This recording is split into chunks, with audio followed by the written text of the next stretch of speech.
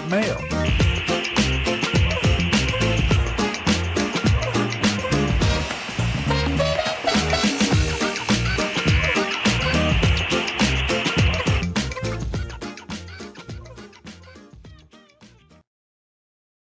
Good morning, everybody. You are tuned to Computer Studio on the Nissan Communications Network. I'm Amnon, your host for the next hour or so, along with Katie.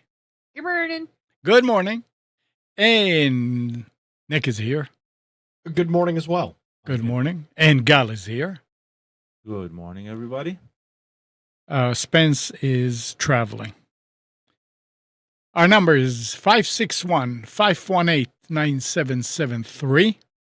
And today's show is made possible by VMix Software and is sponsored by Tom Sinclair of Live Streaming Gear. Nick, you had a lot of rain. No, when we didn't. that is not true. It has not rained all week. I looked on the... Fake news. Fake news. Let me pull up my... Okay, no, I guess not then. No, you said you did a lot of weather-related stuff, so... Well, let me just pull up my weather station and I'll look and see. I mean, it rained maybe Monday or something, or... I don't know. It seems like, I was seeing that the coast is all green while we don't have any. I said, come this way. So if I view the 7th and view my weekly weather table on Weather Underground, I got some rain. Not much, if you have to look that. I got some rain on September... Oh, hold on. Rain on September 8th. That was the last That was time Monday, yeah. Yeah. It has not rained since September 8th. Yeah, the grass is beginning to die. Leaves on the lawn from the trees. I mean, it's... Today is the 7th year anniversary of Hurricane Florence. Pretty crazy to think. Wow.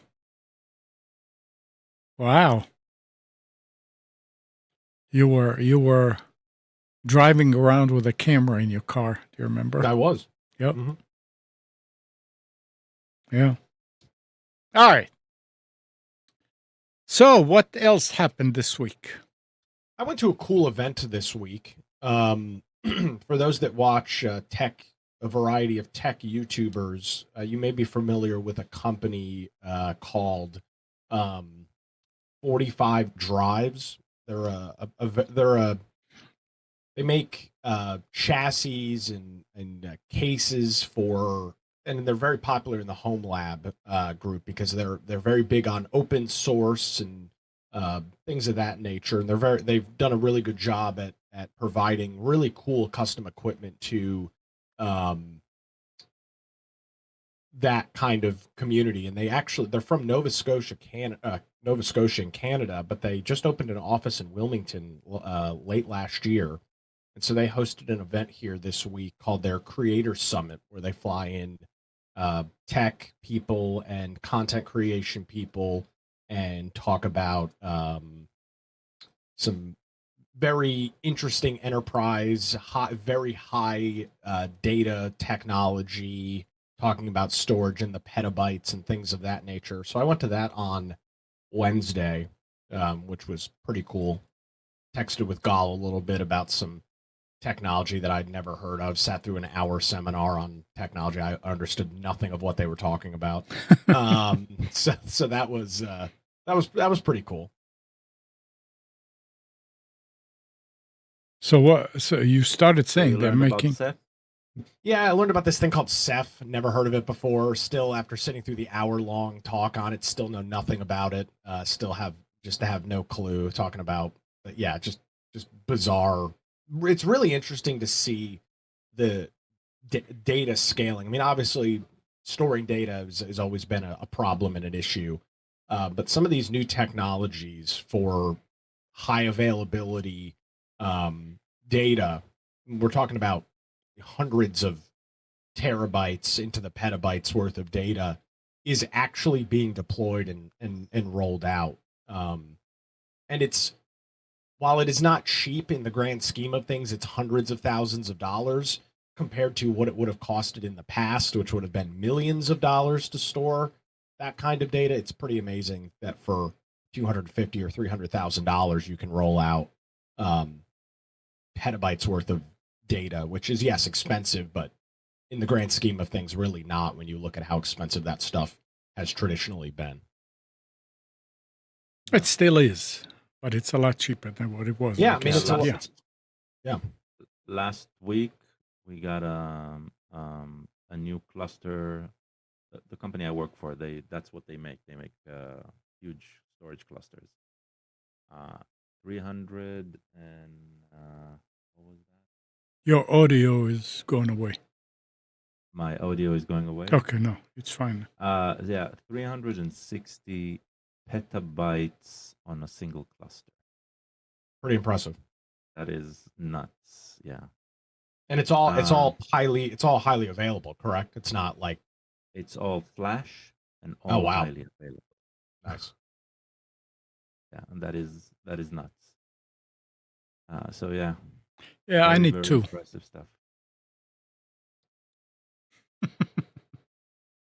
I was so like Impressive.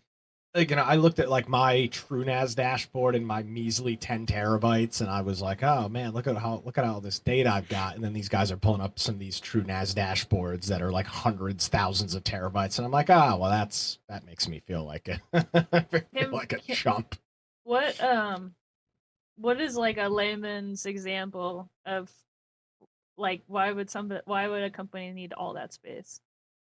Today, That's a Gall question. He's in that field. today, the answer is the same answer for almost everything. AI. For AI, for large language models, you need huge amount of data, fast, right? Because you need to build the model, and the model requires ingesting a huge amount of data. So today, that's the main driver of storage. But basically, any analytics that you are planning on requires to know data all the time. So there's no other way around it. And I'm assuming they get their own data. What do you mean? Like, you say these AI machines need the space, and then they need space for all the data. But like, what is the data? So let's say you're a hedge fund, right? You're in the business of making money based on making decision in the stock market. You need to ingest all of the input that the stock market is affected by. So if what you want to buy is, I don't know, educational related stocks, then you need to ingest a huge ton of data about education, about everything around it. You need to build huge data sets and then let the model that you're building ingest that, read that, and then you can infer it. Inferring is the part of where you're starting to ask it questions. So there's two aspects to it. One is you need a huge amount of data to build the model correctly, because the more data you give into it, the more accurate the model is. And for the inference is you still want to be able to reference back to the data while you're asking it questions. So it's always about huge amounts of data. You want to know if you're looking just at the stock market, which are very tightly combined dots of information, right? Every millisecond, you have huge amounts of transactions. If you want to analyze everything within the entire market, for example, you'll need huge data sets, and you want the data set to be your own, not controlled by anybody else. So that's where you'll store it. These types of storage. And this might be a tangent, but so if I wanted to, in that example, get the stock market data, like how in the world would you even do that? Would you just go to like stockmarket.com on your and own? No, you harvest it on your own. You, as a trader, you have access to what's happening today, right now, and you collect everything.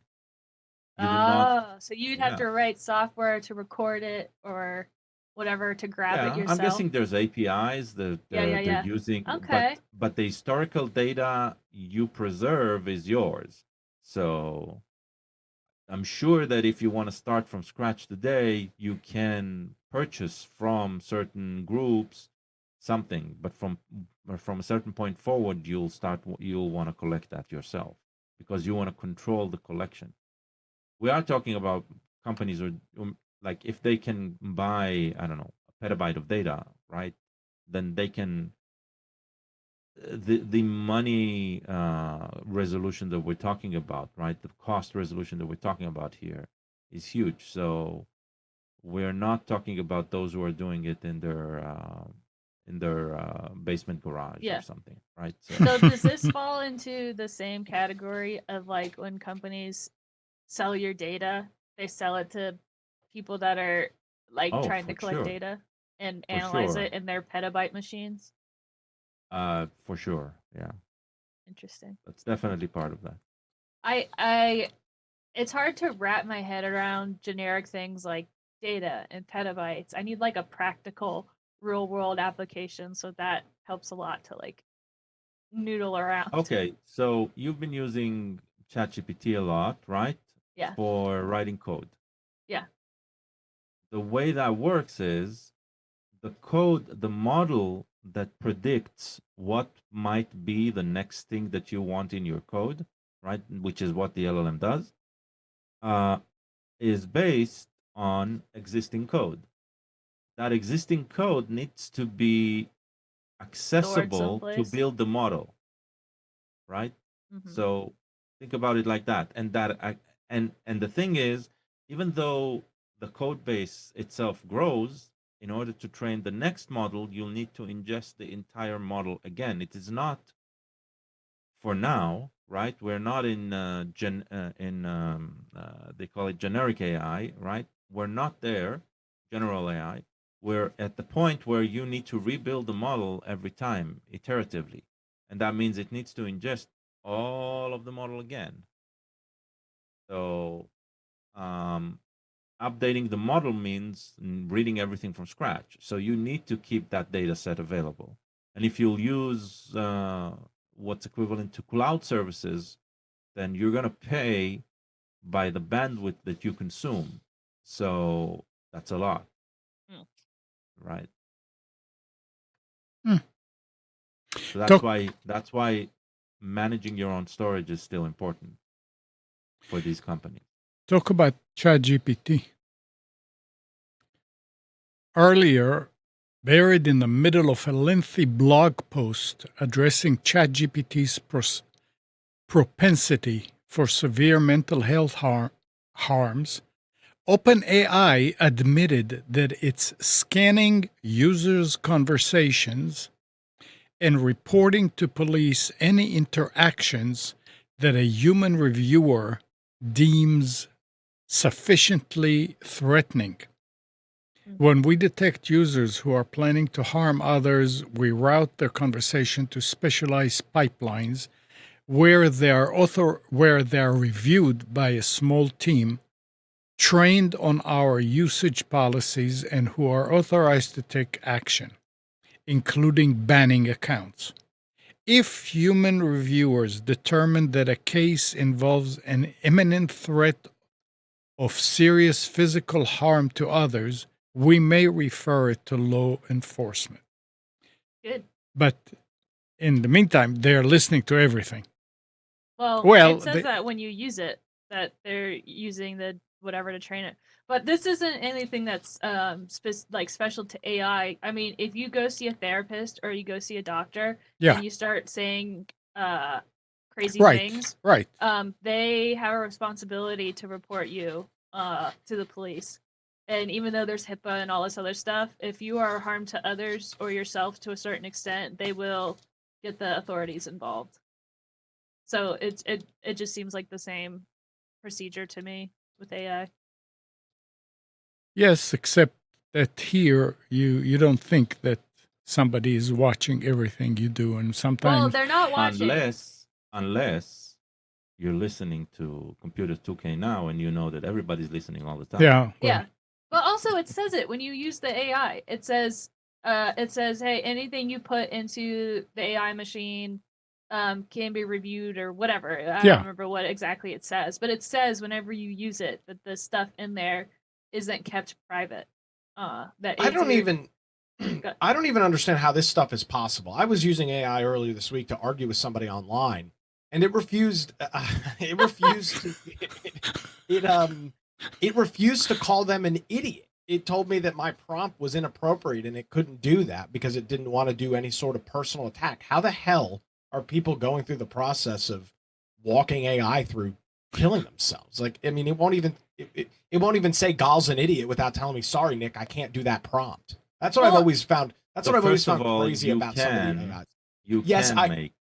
I know I could have worked around that that Yeah. barrier, but just I don't know. I just have always found that interesting because But it's it not- will It's- shut stuff down a lot quicker than you would think. But then I see these stories of like, oh, AI was walking a 13-year-old through the process of doing this, and I'm like, Yeah. how is that possible? It won't call somebody an idiot for me. I guess it depends on the model because if the company that controls the model doesn't put those cases in there or whatever, those guidelines, then it probably could. But I think in this instance, it's what the person is saying to the AI that it reports it, not what the AI is telling them. That's a good point too, I guess. Because I'm sure No. they're I like, wonder, tell does- me how to do this thing, and that's really bad and harmful. And AI's like, well, I don't know about that, and then sends a message to the FBI. Does Grok filter the same way ChatGPT does? No, not even close, which is great. so you called Gal an idiot on using Grok. Now, I don't know. You know, I should be using Gronk more because I already pay. Well, I mean, I pay for both Yeah. now. I just don't. The one thing, Gal sent an interesting image. I wonder if I can pull this up. This Gal sent an interesting image in our one of our private chats a couple of weeks ago about what sort of AIs do the best with certain kinds of use cases, and for grammar and stuff like that, and more kind of historical summaries and things like that, ChatGPT has got it down. But for anything that is more real time and you're looking for something that's happened recently, and I've noticed this firsthand, X's Grok is a far superior product. It was kind of interesting to see what some of these models excel in and what other ones don't. It's kind of cool.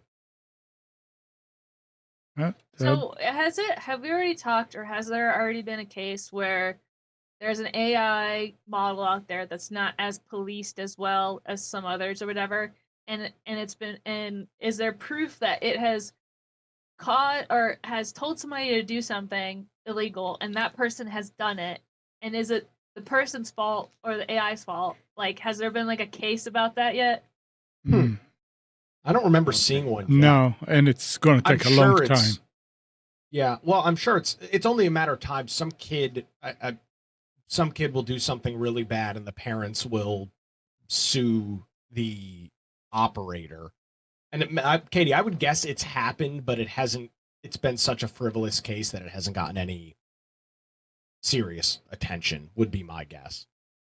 Yeah, even that kid that killed himself, I mean, the parents are suing, but it's not getting I mean, any traction. You've had I mean, I remember, and this is going back a decade, if not more, but I remember people suing Facebook and other, same thing, child kills themselves, and they were on, Yep. a Facebook group or whatever, and they've sued them. Discord's been sued over similar things, but they just don't take any traction. Right. Okay, But so eventually, at most of some the time- point, something will happen. I mean, most of the time, the reason the lawsuit even exists is because some lawyer is exploiting the grief To- of the parents, right? Yeah. That's true. Yeah. Okay, talking about snooping, Snooping. listening. A federal jury has ordered Google to pay $425 million for improperly snooping on people's smartphones during a nearly decade-long period of intrusions. The lawyers who filed the case had argued Google had used the data they collected of smartphones without users' permission, resulted in the companies reaping billions in additional revenue. The lawyers framed those ad sales as illegal profiteering that merited damages of more than $30 billion, even though the jury came up with a far lower calculation for the damages. So if you ever, and I know we all said it, we were sitting talking about mattresses, I started getting ads about mattresses. I never even Googled about mattresses. We were just talking about it.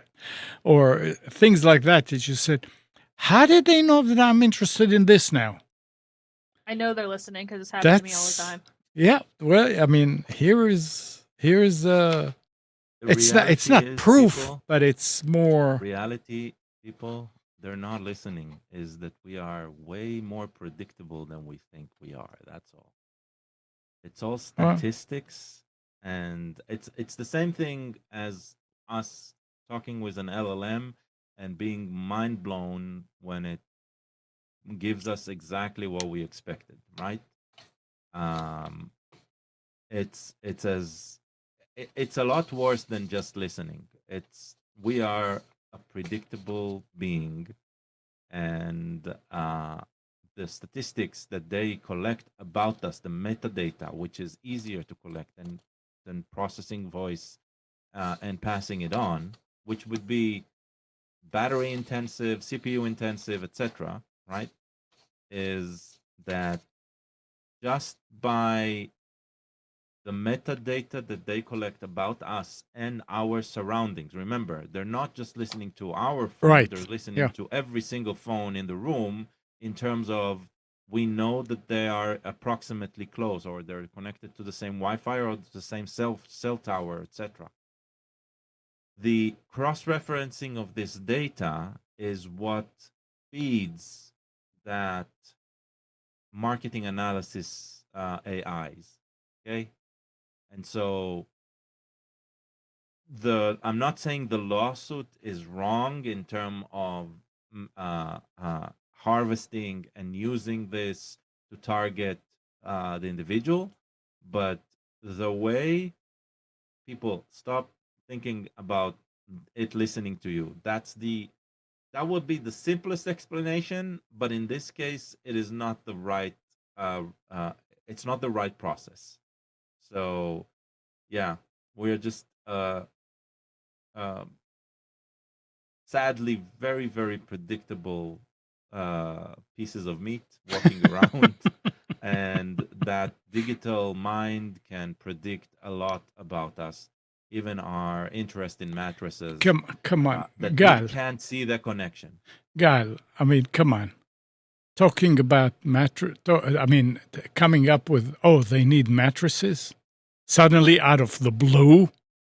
I don't care For you, what. it's out of the blue. For you, it's out of the blue because you do not see the connections. Trust me, it's a lot simpler than that. It is a lot more scary, I think, right?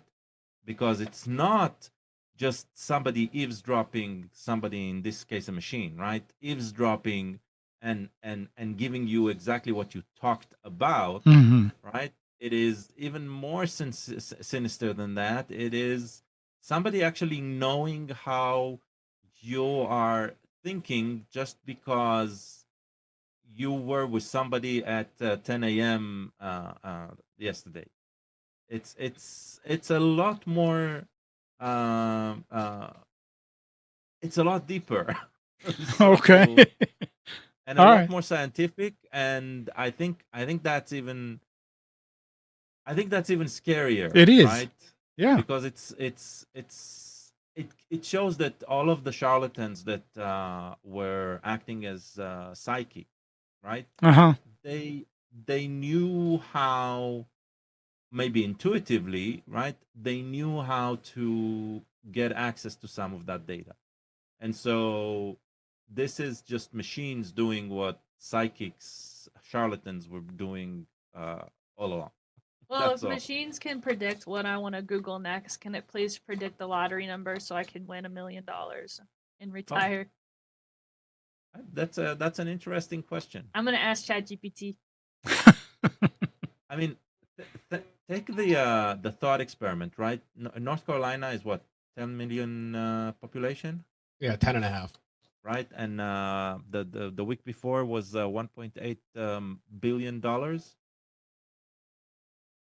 Something like that. What would have happened if that 1.8 billion dollars was just distributed across the 10 million, right? Like just the population of North Carolina. Like, would that have done more good than the two people who won it? I wonder if Yes. AI will ever, when it finally kicks in and takes a charge, and it decides, at least at the beginning, to make life easier for I don't know, like a few years before it takes over and and makes us slaves. If it'll ever do something like that, like hack the lottery and make sure everybody wins or something like that, it'll be fun. We'll have to wait and see. Mm-hmm. All right. Plex has alerted it. Yes. Huh? I said, yes. I got that email this week. Plex Yeah. has caused a lot of people to do a lot of stupid things. Has alerted its customers about a security incident that may have affected user accounts. In an email sent to subscribers, the popular media server company confirmed that an unauthorized third party gained access to one of its databases. The breach exposed emails, usernames, and hashed passwords. Plex emphasized that passwords were encrypted following best practices, so attackers cannot simply read them. The company also assured users that no credit card data was compromised since Plex does not store that information on its servers. Still, out of caution, it is requiring all accounts holders to reset their credentials. Well, it's not requiring. I think it's requesting. It's yeah. Let me. Okay, I've got a. This is an interesting question. I want to ask Golf first. So I use custom passwords on every website, like a good, like a good boy. Mm-hmm. And I get this email from Plex. I have not yet reset my password. Do I need to bother resetting my password? Yeah, I mean, I'm in the same way. I haven't reset mine, but I did. because Like, and it's it's fine to reset it. Don't get me wrong, it's fine to reset it. One Yeah. thing I would say do not do, right, is when you're resetting the password, do not click the checkbox that says disconnect all of the other Oh, session. That's a fact. Because one of the things that it will disconnect is your server as well.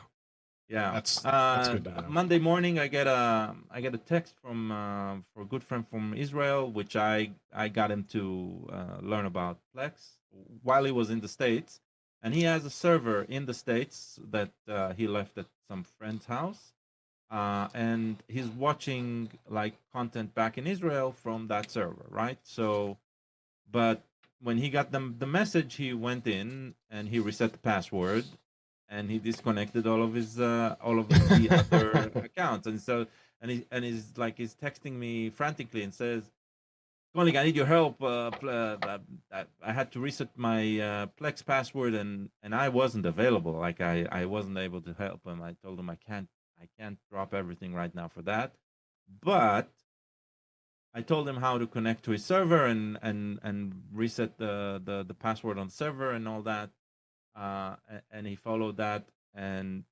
that's what he did. He just clicked the disconnect everything, And the disconnect everything does not just mean all of the players. It also means every single session that has been authenticating. So just make sure you do not do that. So- as long as you do not check that checkbox, everything will be fine. So I sent you an email and asked you before I did it. I sent you a Yeah, text and I said, Over will text, it and I mess told you up just make sure anything? it's not. And you Yeah. told me not to check it. Now, Yeah. so I didn't check it. Now, what happens if I reboot the server? Does it No, need no, that nothing. password? No, so this is true for most authentication today in general, right? Not just Plex. The way the device is authenticated, it uses the password during the authentication to exchange a set of encryption keys. Mm-hmm. Okay, like those hashes, but there is nothing. None of the devices use the same hash. Again, right? Each device gets its own. This is who we agreed I am last time, basically, right? It's like think about it. Think about putting your coat at the reception in a fancy restaurant and getting a stub. That stub only matches one coat Right. in that rack, right? Uh, and it doesn't matter. And let's say they also take note of your identity. Okay, so if you lost that stub and you come back with your ID, right? Then that master ID is what will say, yeah, this is who he claims he is. He can re-register again, right? But for now, all you need to do is use that stub. So when you reset all of the other devices, what you say is, doesn't matter if you have a stub or not, you need to show me your ID, right? So it's something akin to that process. You get a unique identifier for just that single connection. And you can say that is invalid from this point forward. Now, So let me there's make no this point. risk in remaining connected, right? As long as you are fairly certain that nobody else is mucking around your server. And let's be clear, the authentication will only allow access to your media server, nothing else, Right. right? So it's not a huge risk. It's just an annoyance at Yeah. this point. Go ahead. That's what I was going to Nick. say. Is exactly that. If you think something is fishy or something's weird, then yes, you'd want to sign out of all. I just changed my Right. password, and I'm glad that option is not checked by default. Right. But yeah, that's a cool thing that they make. I know other services support that, like you can log out of your Gmail everywhere, but that I think you have to go a little bit deeper than just a password reset for that. You have to go to a different page and disable all sessions or something like that. That could be, but keep in mind here the risk is of losing access to your server. Yeah. Right. If But I would it's argue not under your fingerprints, right? If it's Yeah. not on the physical machine that you're connected to right now. That's a good point. Yeah. So if he was next to the server and I would he just then log you back go- into the server and re-auth. the I log into server the is server available- locally. Right. The server is always available locally without authentication. That's not a problem. no, my Authentication question a is convenience. if he changed the password and he checked disconnect everything. Yeah. And then he realized and he actually reboot the server. Will that Not a problem. not would have fixed? Will that have fixed it? No. Okay. You need to Okay. log into the server locally. Okay. The server becomes available Okay. only locally. Okay. All right. 127.0.0.1, like local host only. Yeah. Okay. Okay. So That was the. Well, it worked, and I figured that I was worried that it's going to do something, and you will not be able to connect to it. oh no. So No. that's why I asked. But that's Yeah. that's fine. Yeah. Yep. Okay. Let's So see. I just updated my password. I guess it's probably not a bad idea. It's one of those interesting things with having unique passwords everywhere. When you get those emails that this account may have been compromised. You Mhm. just kind of handle it from a very different way Exactly. because it doesn't, like, if it's not an important thing, which, and obviously I'm not saying my Plex isn't important, but the damage that can be done is probably relatively minimal. Right. You ask yourself, who cares? Like, is this really that big of a deal? It's kind Yeah, of I mean, interesting. Versus in the the past where you'd be like, oh Jesus Christ, I've got to update 700 passwords now. I mean, Never it's use the it's same kind password. of That's exactly interesting. that. I'm sorry. Go ahead, Gun. No, I said never use the same password. Yeah. That is exactly the reason we say that. Yeah. You think about it. What did the hacker expect to get? So they can come and watch my movies? Well, there's payment No. information if you pay for Plex Pass. There's possibility of that. Email, man. And Email. yeah, and that's what I'm saying. Yeah, and then it's usernames and passwords, and you assume or hope that somebody is using the same. Oh yeah, if you Yeah, use the their same one, Gmail that's address password for Plex True, is the true. same for their true. bank or Credential their stuffing. actual Gmail. Right. So What every phishing scheme out there is out for, your data. That's it. They can cross-reference that with other phishing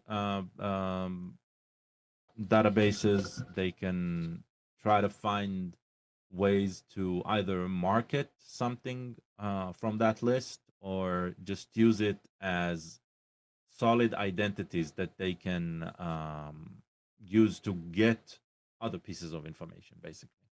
Yeah. So, Yeah. And talking about Plex, for the third month in a row, people in the United States spent more time streaming on Roku powered devices than they did watching traditional broadcast television. makes perfect sense to me. So, yeah. So streaming is taking over. I mean, and this is just Roku. Well, a lot of this is YouTube TV, which has really monopolized the broadcast television market. I mean, it has absolutely changed the game. Like, just hands down. I loved Yep. when I had YouTube TV, but it was $35 a month. I don't know what it is now, but I don't have it anymore. 60 It's- some. 70 Yeah, some. it's in the 60s. But for it's still cheaper for the most part. It's still cheaper than cable from any of the major providers. Right. And the ability, because it's a YouTube product, the ability to watch on your phone and all of the features that YouTube, the website, has being rolled into a TV is just unbeatable. I mean, yes, and in the days past, Spectrum and Comcast, they've all had apps that you can watch on your phone, but they've always sucked. They were always unreliable. so you They just never. you said everything on YouTube. Does that include the conversation? No. right? I'm talking about Yeah. like the video features, the use of, like, all of the features. Yeah, maybe I should. No, you're right. I should have clarified. All of the video features that YouTube has that makes it just the most dynamic and best platform for watching online content is rolled into traditional broadcast television.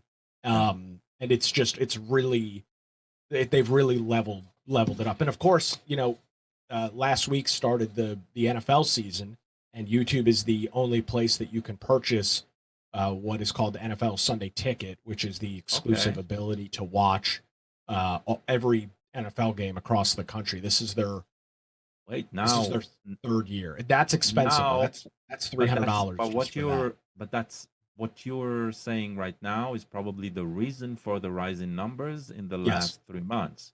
Absolutely. Because NFL, I think NASCAR and NFL are the highest ratings on international TV, which is nuts, right? I don't understand NASCAR at all, like how that's high. But those two are just like, no. But what I mean, I don't understand is I don't understand how it's internationally one of the highest ratings one. Like these two American ingrained cultural events, I'll call them in a sort, It's somehow the most overbearing, right, international rating giants. So yeah. So here's some Oh. numbers. There on last Friday, there was a football game in Brazil between the Chiefs and the Chargers. That game was exclusively on YouTube TV. It was not on any. It was not a CBS or a Fox game. It was not on Amazon or anywhere else. It was a YouTube TV game, and it drew. Apparently, it's said this article claims it drew a significantly larger audience than the 2024 Brazil game, which happened on Peacock. But then it goes into some other games. CBS had its highest watched Week One NFL game since 1998, with 24 million viewers for a CBS afternoon game.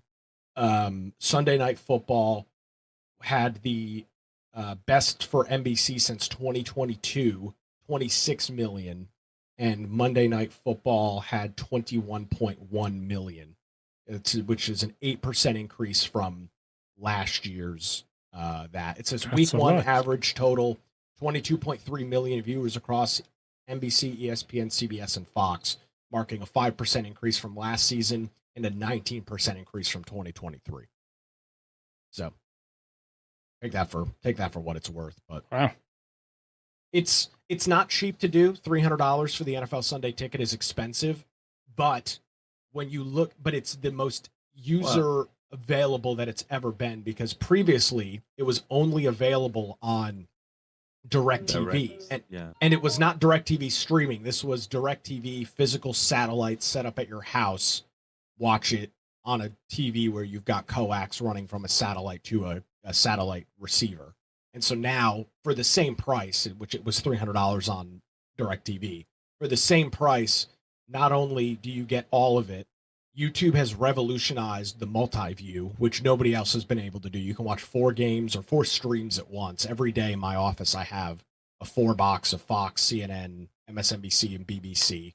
And you can do that with football on your phone, on any smart connected TV. They really have, not a sponsor, I'm not getting paid by the great folks over at Google, but they've really upped the viewer experience when everybody else was just kind of sitting behind. I mean, anybody else could have done this. They just chose not to.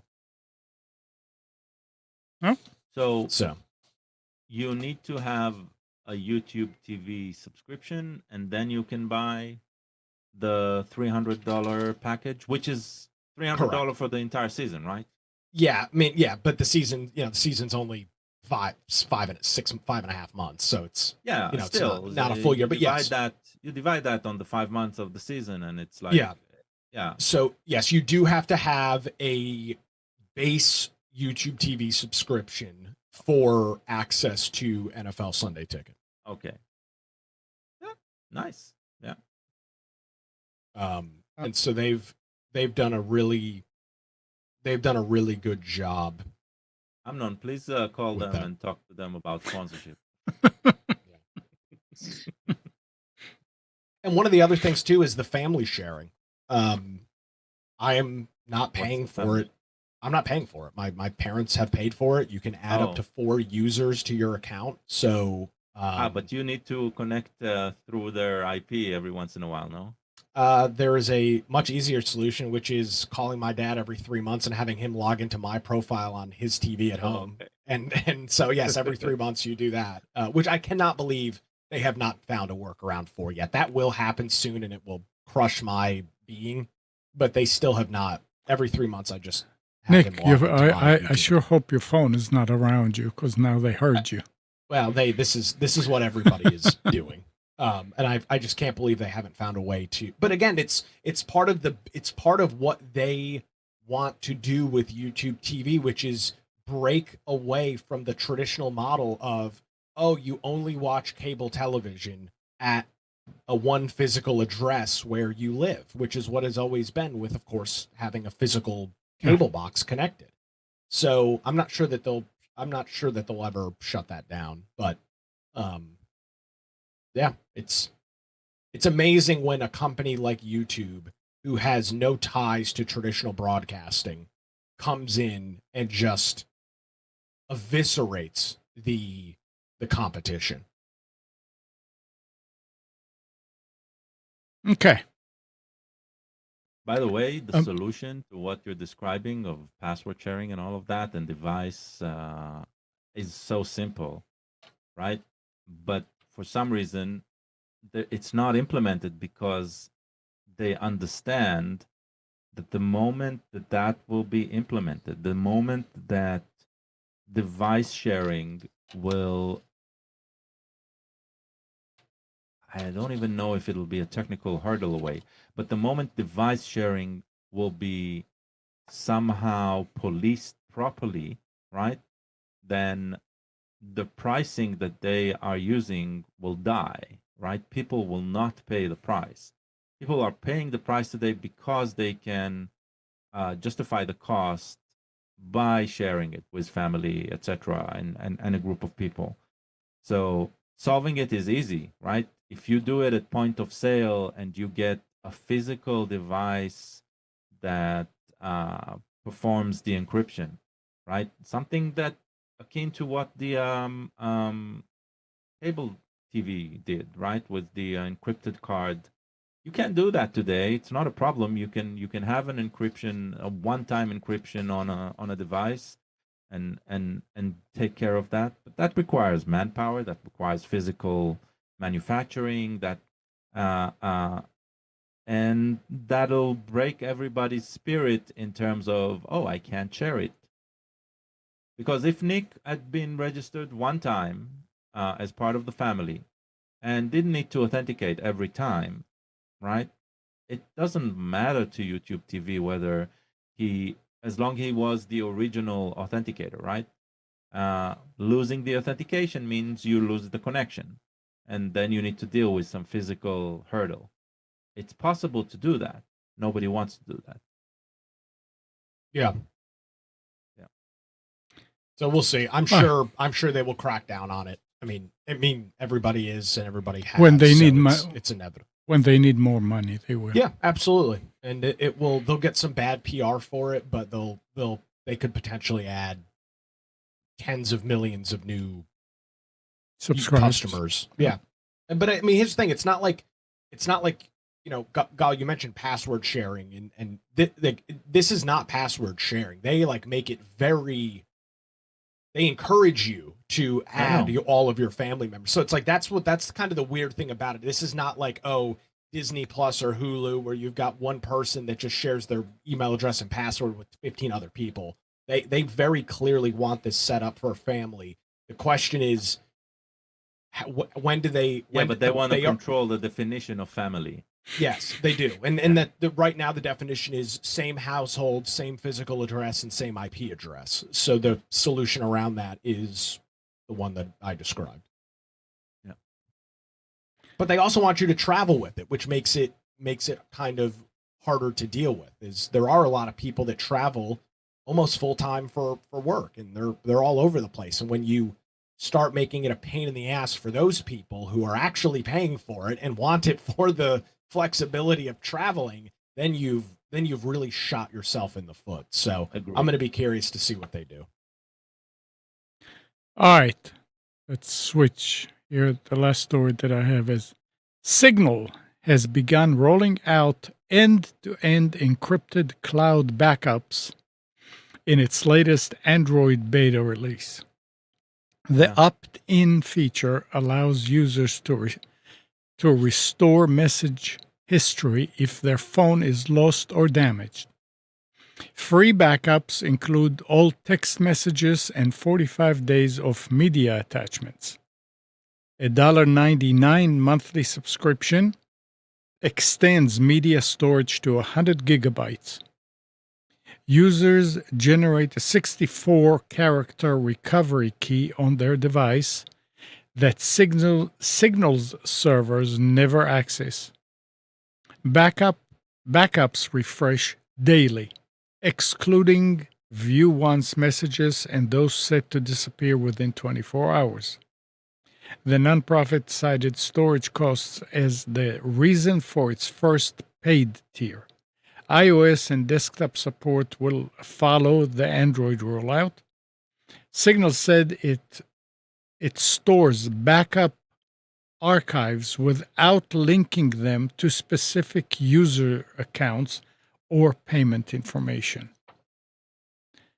This is sort of like, I mean, it's obviously more than just text and stuff. 100 gigabytes. You think? Well, you always have images and media associated with. That's why they say the free Oh, that's one true. That's will true. only contain 45 days of media. Yeah, that's true. Yeah. I mean, it's interesting. There is one aspect that I completely subscribe to, and the other aspect which I understand the hesitation. It's a way for them to fund the system in a way. Those who the storage is important for them and have become reliant on Signal, then the backup service, as long as they truly have it completely disconnected from the payment records, completely disconnected from the identity, then they're probably the first outfit to do it right. But I would say let's wait and see what happens here. I would love to see. First of all, you could. Let's be clear. Backups were there from day one, and you can just sync that backup to whatever storage solution that you manage, and it'll work pretty much in a very similar way, right? It's just the convenience of having the application do it for you all automatically. That is what they are adding here. It's nice that they're adding stuff for free. I'm not sure the infrastructure impact. I think that's why they're rolling it out slowly to see exactly what type of impact it's going to have on their infrastructure. It's interesting. I will not use it. Not because I don't trust them, it's because I do trust my infrastructure. But it's interesting. That's all I have to say. Yeah. Not bad, not good. It's nice that they're at least listening to their users, right? Yeah, I mean but like you said, it may help them to finance and support the rest of the it'll be system, which is interesting great. to see if they. I'll tell you what I'm interested in seeing to come out of it. I'm interested in seeing because they are they're operating in the public. They're not a public company, right? But Right. they're operating in the public as a nonprofit with everything, with their accounting meticulously publicized in their tax report. It'll be interesting to see how much income that brings them and whether this will allow their future to be more sustainable, because up until now the only income was donations. So, and they started with a hefty sum, but I am guessing that sum at this point might be if not halfway out, more than halfway, right? Out. So interesting, very interesting. There was something else here that was up your alley. Philips Hue is rolling out Motion Aware, a new feature that turns its smart bulbs into motion sensors using radio frequency Zigbee signals. The upgrade works with most Hue bulbs made since 2014, but requires the new $99 Bridge Pro hub to enable. So if you're using Philips Hue around the house, you have sort of like a security system. You know, if anybody walks around at night, it's going to do something. I mean, it's an interesting notion. I wonder how flies and bugs are affecting this. So it's actually kind of funny. There's a coworker when we do a lot of us are remote, and so one coworker is in the office, and his office has a motion sensor overhead light that he turns on, and depending on how long the meeting goes, it automatically turns off, and then he sits there and he has to go like this to turn it back on. Yep. It drives him crazy. It's interesting, but so the Philips Hue ecosystem is really interesting. First of all, because it's based on Zigbee. Zigbee is like an open source standard, right? And so theoretically, it's supposed to be this open-ended ecosystem, but in practice, it really the way everything is sold there is really, really, really closely knit and controlled by the Philips system. The good thing is it is Zigbee, right? And so a lot, not I don't know if a lot, but some people, right? They buy the Zigbee because the hardware is excellent and it does last for a long time. I have Zigbee bulbs here installed probably 2016 and they're still on, right? So the hardware is excellent. It is pricey, but it's very good, and you can wrangle it out of the Hue system and connect it to any other Zigbee, open Zigbee controllers, right? I wonder if what they are doing with the new hub will be imitated by the open source community. And I'm guessing it'll happen. I just don't know how fast, because I don't know the particulars there. It's interesting. No. And it actually ties into the discussion about they're listening to us. Suddenly you understand that there's more information out there that just you weren't aware of, but it was already there, right? It's not about doing something active with information that isn't there. It's actually taking the information that was already there and knowing more about it. So, yeah. Yep. All right, it's this time of day. Anybody has anything else to add here? No. All right. So, thanks, Gal. Thanks, Katie. And thank you, Nick. My pleasure. And good morning, Kathy, Hannah, Nabil, Mac, Norm, Dana, Dina, Mati, Eleanor, Sarid, Yaakov, and Yael. Thanks, everybody, for tuning to Computers 2K Now. We hope you enjoyed and maybe learned something from our time together. Remember to practice safe computing, back up your hard drive, update your virus scanner, and change any same passwords where you use them. We'll be back here next Sunday at 9, but you can always reach us at computers2know.com.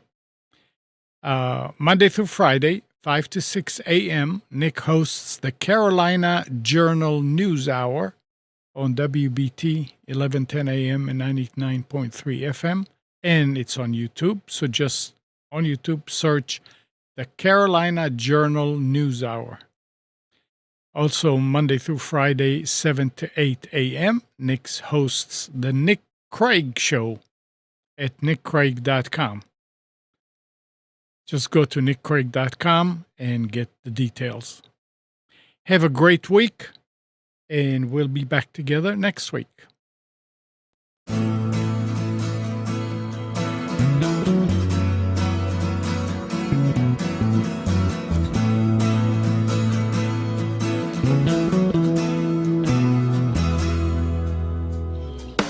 You are tuned to the Nissan Communications Network. If you tuned in too late, you can always watch each program in its entirety or download an MP3 audio file of it in the archives section at nissancommunications.com. Don't forget to subscribe to our YouTube channel, follow us on Twitter, and like us on Facebook. Sponsored by StreamingGear.com and DeltaForce.net.